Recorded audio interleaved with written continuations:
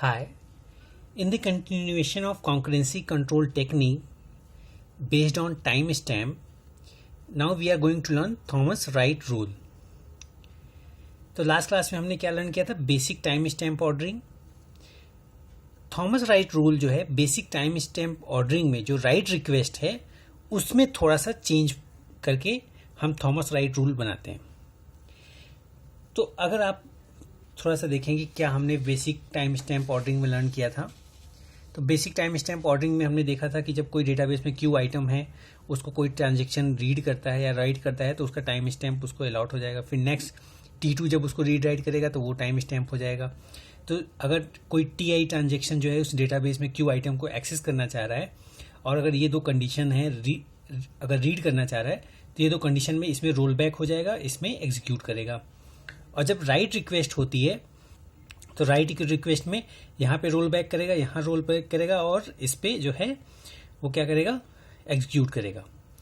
तो जो Thomas write rule है वो क्या करता है, बेसिक टाइम स्टैंपिंग में जो फर्स्ट मेथड क्या है, अगर if time stamp of TI is less then read time stamp of Q. तो इसमें क्या था कि हम रोल बैक कर जाते थे. आप क्या करोगे, ये एग्जीक्यूट नहीं करेगा और रोल बैक कर जाएगा ये ट्रांजेक्शन. और सेकेंड कंडीशन आपकी जो है, if time stamp of TI is less than right time stamp of Q. तो जो बेसिक टाइम स्टैम्प ऑर्डरिंग था उसमें भी हम इसमें इस कंडीशन में रोल बैक करते थे, बट थॉमस राइट रूल में हम इसमें क्या करेंगे, इग्नोर कर देंगे इसको, इस कंडीशन को इग्नोर कर देंगे. हम अज्यूम करेंगे कि ये जो है ये TI जो है वो राइट ऑपरेशन नहीं परफॉर्म करना चाहता, छोड़ दो.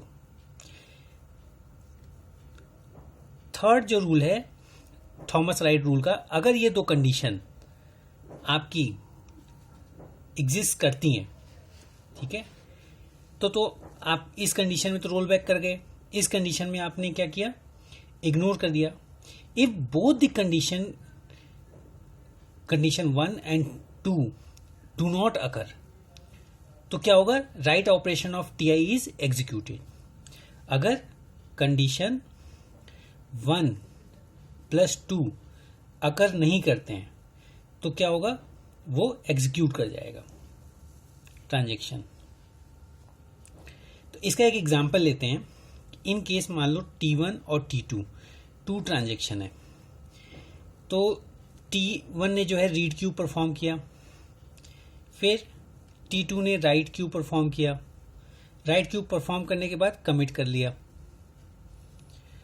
और उसके बाद T1 जो है राइट क्यू परफॉर्म कर रहा है और ये कमिट कर रहा है.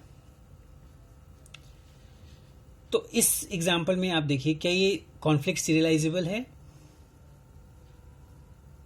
तो आप देखेंगे कि नहीं, यहाँ पे जो है ये इनकंसिस्टेंसी शो कर रहा है और इसमें ये रोल बैक कर जाएगा according to basic time stamp ordering, क्योंकि यहाँ पे TI जो है is less than right of TQ. तो T1 का राइट ऑपरेशन जब इसके बाद परफॉर्म होगा तो ये रोल बैक कर जाएगा. बट थॉमस राइट रूल क्या कहता है कि हम इसको इग्नोर कर देंगे, इस पार्ट को आप इग्नोर कर दोगे और इसके इक्विवेलेंट आपका जो ट्रांजेक्शन बनेगा वो कुछ इस तरीके से बनेगा, read Q, write Q, commit और फिर कमिट. सो ये जो शेड्यूल है ये अंडर थॉमस राइट रूल है. This is under Thomas write rule.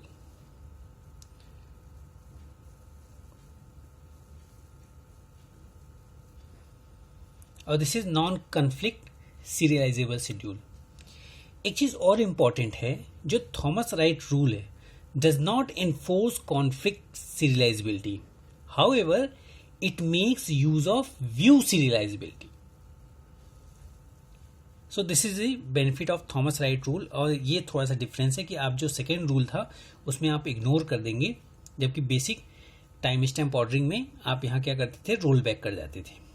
और अगर ये दो कंडीशन नहीं होती है तो थर्ड कंडीशन यही है कि अगर ये दो कंडीशन नहीं होंगी तो डायरेक्टली आप उसको एग्जीक्यूट कर देंगे, उस ट्रांजेक्शन को, जो भी टीआई न्यू ट्रांजेक्शन रिक्वेस्ट करेगा डेटाबेस से।